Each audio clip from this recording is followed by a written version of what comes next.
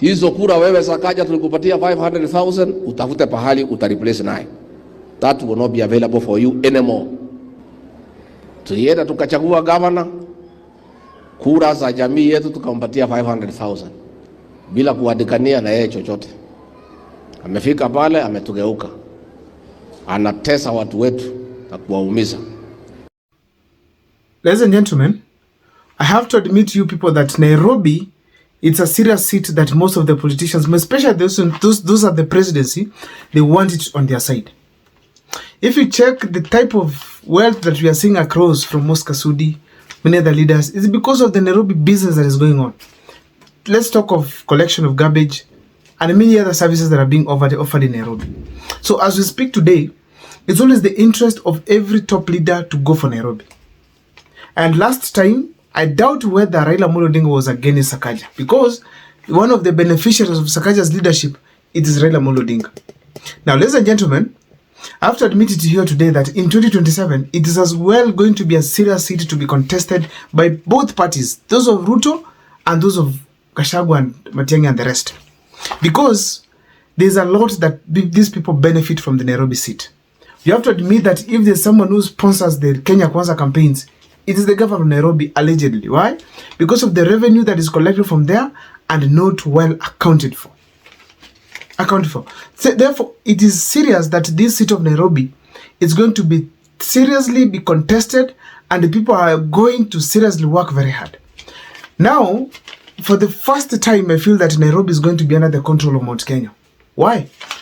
On this video here, I'm going to take you through on the reasons as to why I feel that Mount Kenya is going to take control of the Nairobi city for the first time. But before I take you through that, please, if this is the first time you're watching my videos, kindly make sure that you subscribe, like, and comment, because that is the best support you can always give this channel. You have to admit that when Kidero ruled Nairobi, he got the Luyas, Luos, and the Kamba on his side. They gave him strong numbers against Jimmy Nambaru and the others.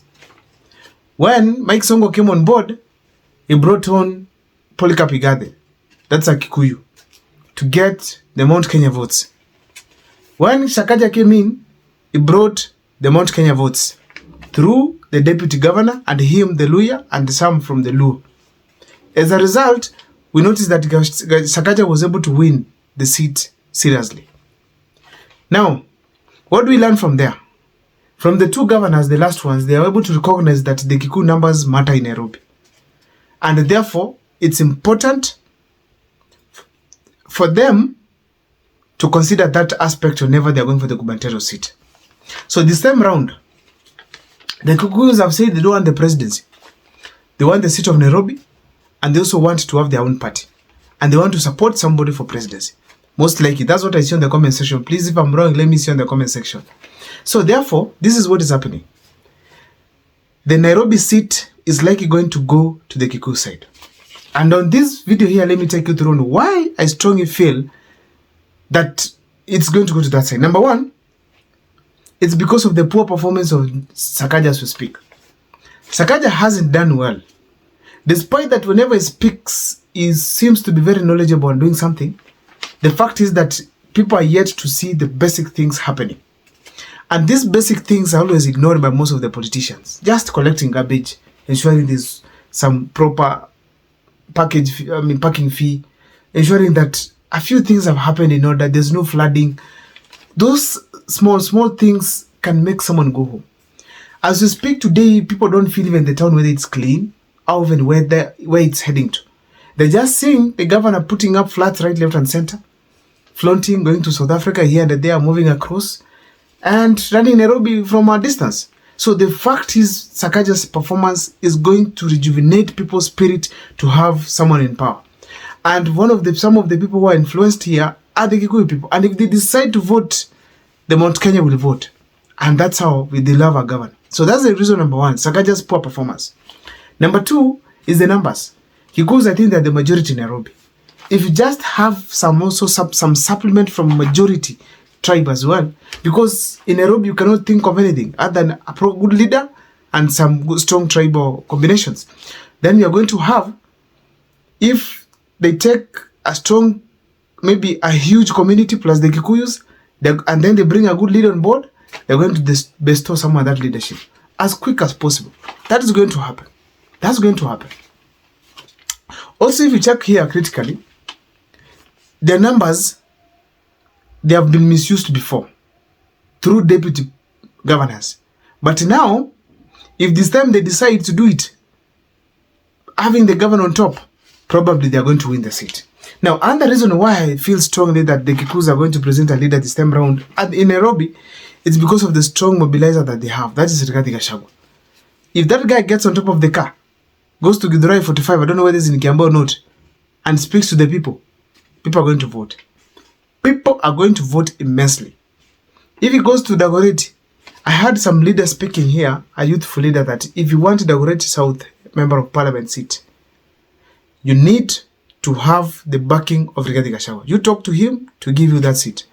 Basically, that shows very well that the ground has shifted to Gachagua. If you want to be a leader there, you have to go through Gachagua, and Gachagua, being the mobilizer, he will deliver. Now, so therefore, the mobilizer aspect is important. Another thing that we have here is a strong combination. Gachagua has already hinted to be Kamba and Kikuyu combination. Kambas are very many in Nairobi. Talk of some parts of Kitengela that is in Nairobi. I don't know where the boundary is, but most of them are in Syokimau and many other parts of Nairobi. And these people can vote. Kidero had a deputy Kamba and they won. Luo plus Kamba. The Kamba are so many.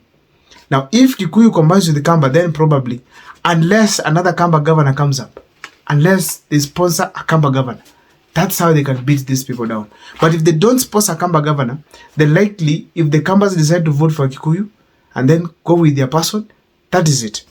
And Kalonzo, if he supports that combination, it's done very early in the morning.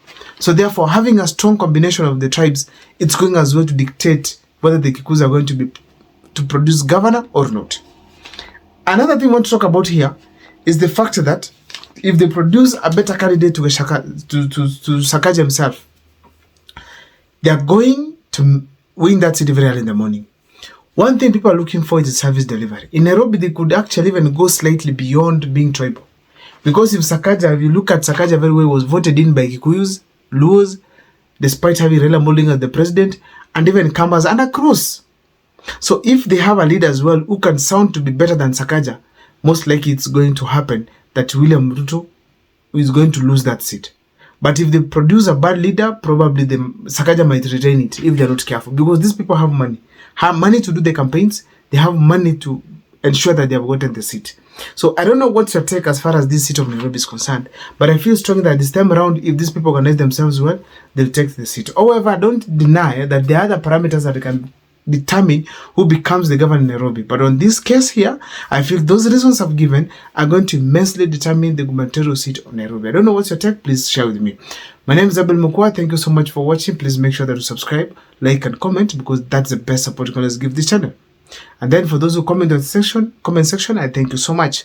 The support you give me is immense, and may God bless you abundantly. See you next time for more videos. Thank you for helping me to 5,000 subscription.